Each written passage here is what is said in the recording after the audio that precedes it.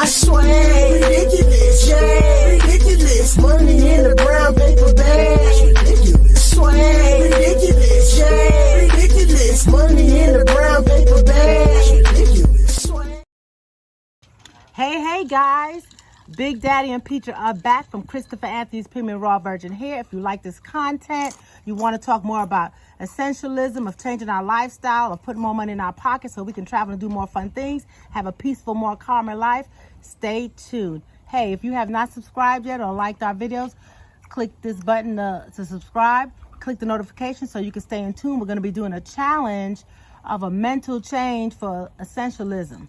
And so I want you to click the button for notifications, click the like button, and share with your friends, because we want to bring a group of y'all with us. We want to change our lifestyle. And also on this platform, we're going to be talking about being sustainable, living your life where you're growing your own groceries, where you're having meat on your property or another person's property, where you're processing chickens, which we'll be doing as well. I know this is a hair channel. I know we start out with Christopher Anthony, and we're doing well there, but we just felt like at the stage we are in our life, we wanted to kind of shift some things. So I'm not sure if we're going to do a totally separate YouTube channel and do like more of the farm life and homesteading life, or we're just going to keep things on this one channel. Tell us how you want us to do it, if it makes it just easier to just keep things moving on the one channel. So let's start. Okay, so when we left you guys the last time, we were talking about changing your mindset and being more thinking of what is essential for your life. And when you think about what is essential for your life, you got to figure out what is your priority. Not priorities, because priority means one thing. What is your one thing in life that will make you happy, will give you peace?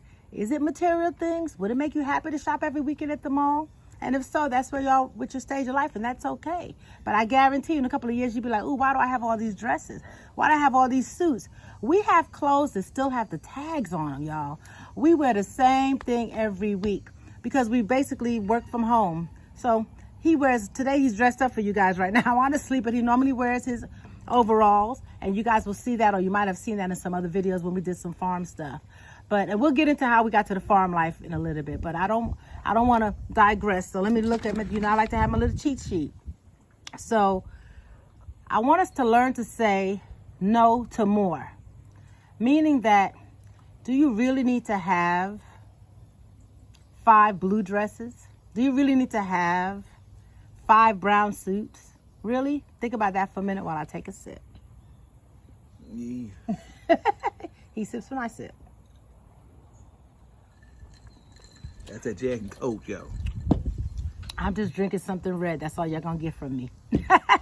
So think about that and put in the comments, what does no mean to you when it comes to buying more? A lot of us are attached to our material things. As we were transitioning from the 5,000 plus square foot home to our 300 square foot camper, it was hard to let go of stuff, y'all. I'm not gonna wear this dress. I'm probably too big to even fit into the dress, but guess what I did? I just folded that thing up and kept it. Some stuff I said, okay, this is kind of raggedy, it's worn, I'm not gonna give it to anybody, so I threw stuff away, honestly. Some stuff I did prepare a Goodwill box, and we did have that.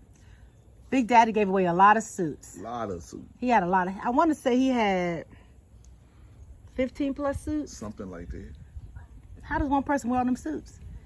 Steve Harvey says, hey, you get a brown suit, a gray suit, a beige suit, a blue suit, a black suit, and I guess you have a white suit.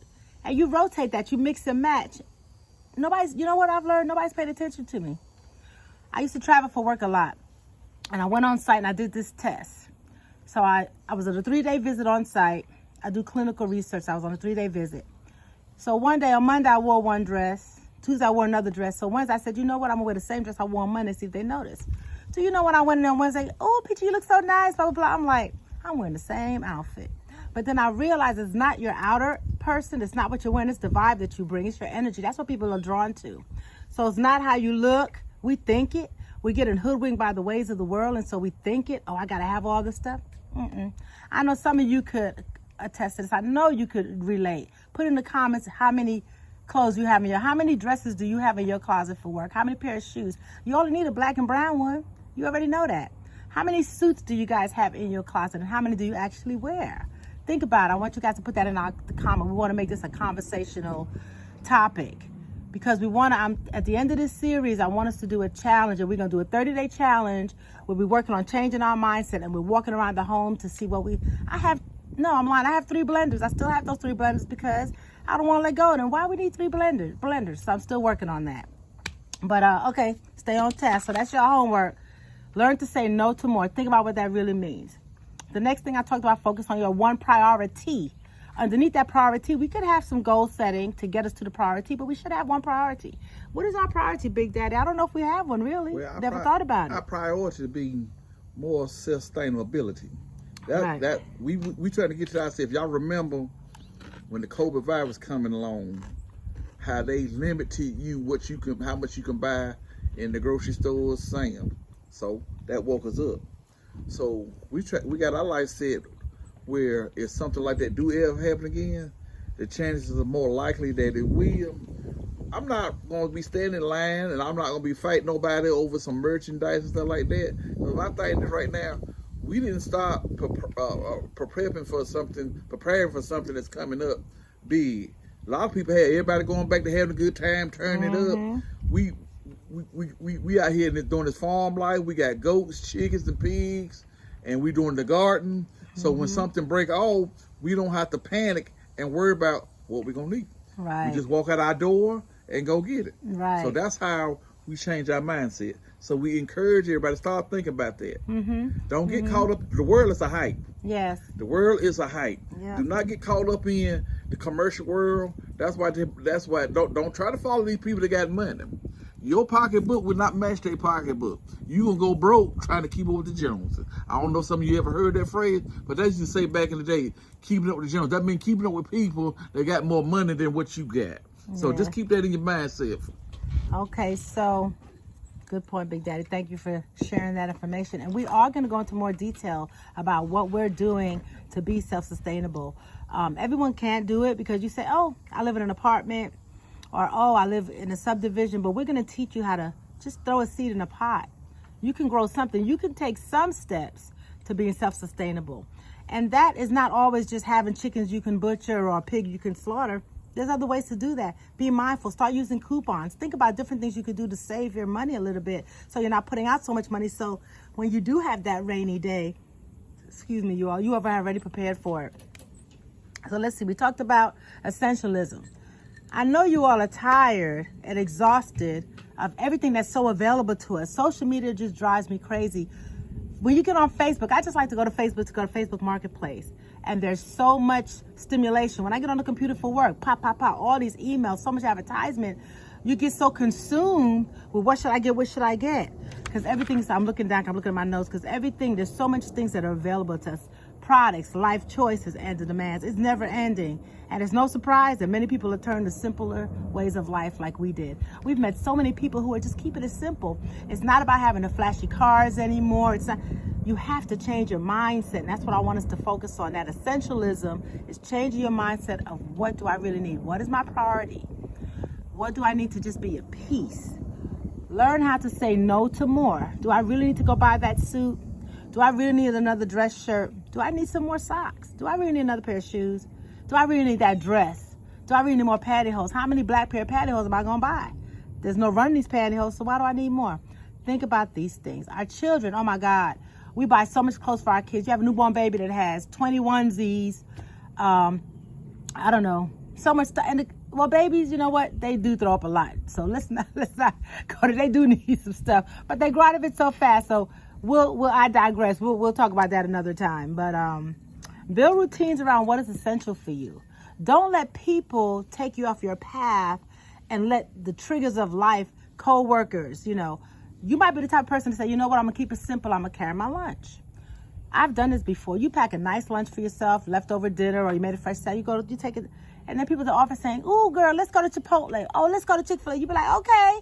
Here you are spending almost $10 because you want to go out and get lunch when you brought a nice lunch. Stay on task. You got to keep that mind right. You got to stay on task and don't get distracted by what other people are doing.